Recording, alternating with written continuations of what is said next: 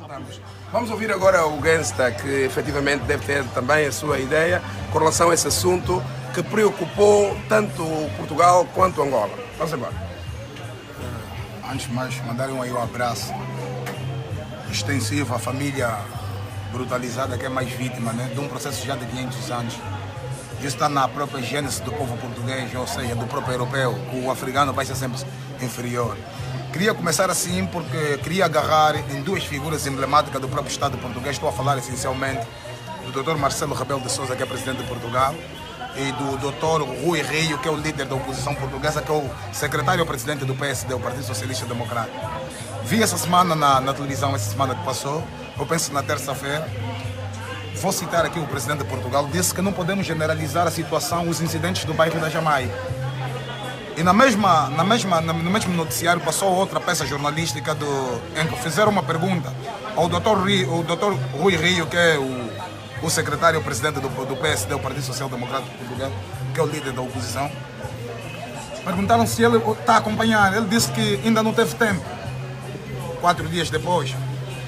Significa dizer o quê? Estamos a falar de figuras emblemáticas de Estado, um presidente da República e outro um líder da oposição. O Gangsta acha que eles desvalorizaram esse assunto porque envolve a PSP contra africanos?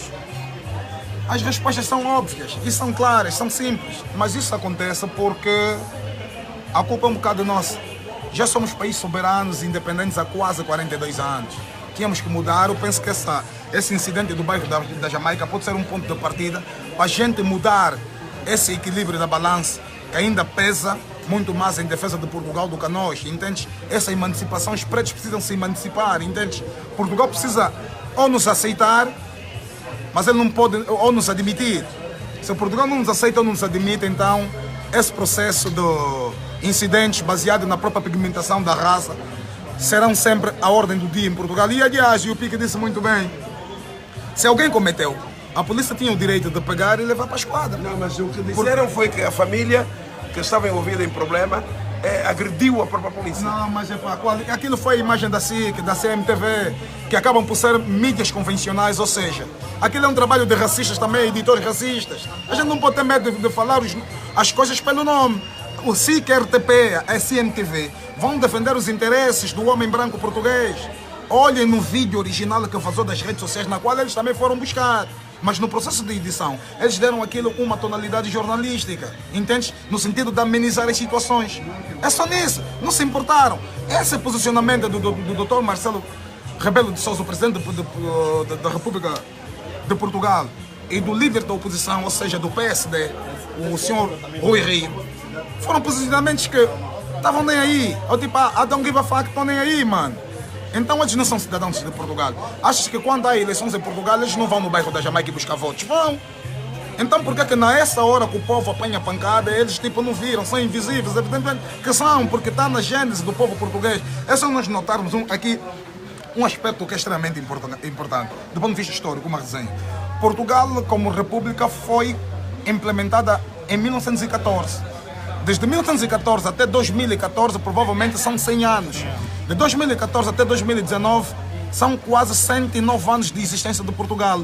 Não existem 100 anos da história de Portugal 10 pretos conceituados de grande destaque na sociedade portuguesa. Não existe. É a prova evidente que Portugal é um país racista. Agora, nós angolanos é que temos que saber tirar proveito da situação. Tentar lutar que para partir daqui para frente ter um equilíbrio de respeito mútuo, porque essa história de dizer que somos povos irmãos, eu não acredito muito. Não acredito porque em 100 anos de Portugal não existem 10 grandes pretos. Isso significava que seria em cada 10 anos um grande preto aparecer na história de Portugal. Com destaque na política, destaque na gestão de Portugal, dos recursos de Portugal, destaque nas grandes empresas, não tem. Mas vais encontrar no bairro da Jamaica, ias encontrar na Quinta do Mocho, entendes? Ias encontrar dentro das cadeias, ia encontrar nos subúrbios a venderem drogas. E essas drogas vão parar na mão dos pretos. Os pretos de Portugal não fabricam, não têm avião. Está a entender? O problema está na subservência, esse pensamento de subservência. Portugal foi a porta de entrada do roubo do dinheiro dos angolanos, que meteu esse povo miserável nos dias 2. Então há uma subservência. Para eles, o que vale, esse Dr. Rui Rio só vai valorizar Angola o dia que vir para Angola, vir buscar uma mala de dinheiro para ir concorrer nas eleições, para ser primeiro-ministro em Portugal. Aí ele vai ver que o preto vale para ele. Está entendendo? É nessa perspectiva. Temos que mudar a balança. E agora, o que mais me entristece, quando o Luate Beirão, com todo respeito, que é uma pessoa que eu tenho o máximo respeito por ele, na época dos 15+2, quando estava aqui com a greve de fome, toda a mídia portuguesa e a sociedade portuguesa mobilizou-se em defesa de uma campanha que o Luate tinha que ser libertado. E eu também sou a favor daquela libertação, porque não havia necessidade de você deter um cidadão, o facto de ele ter ler livro e o facto dele também dar um ponto de vista em função do seu próprio direito que a própria Constituição lhe consagra. O direito da liberdade de expressão, o Luate tinha esse direito. Mas a sociedade estava toda mobilizada, a sociedade portuguesa, toda a mídia. Fico admirado como é que a mídia angolana não está mobilizada. Nem a sociedade está. Vai para as praias, todo mundo está lá sentado, todo mundo tem.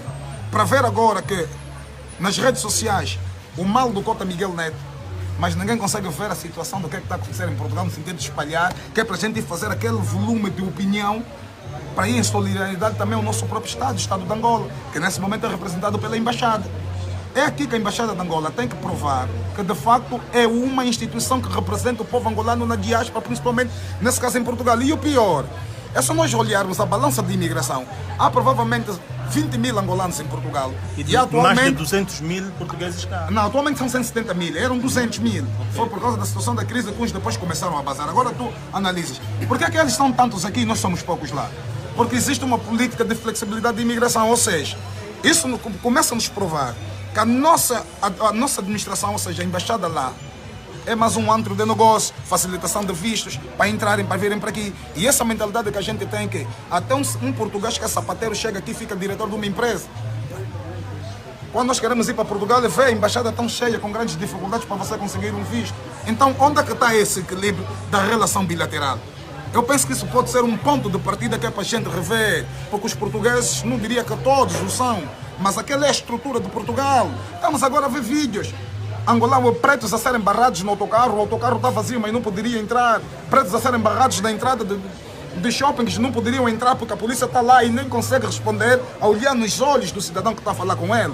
Porque ele olha que aquele é um olho de desprezo, um olho de desdenho, porque está na gênese do português branco, que ele é superior do que nós. Entende? E nessa perspectiva, então, eu penso que temos um ponto de partida.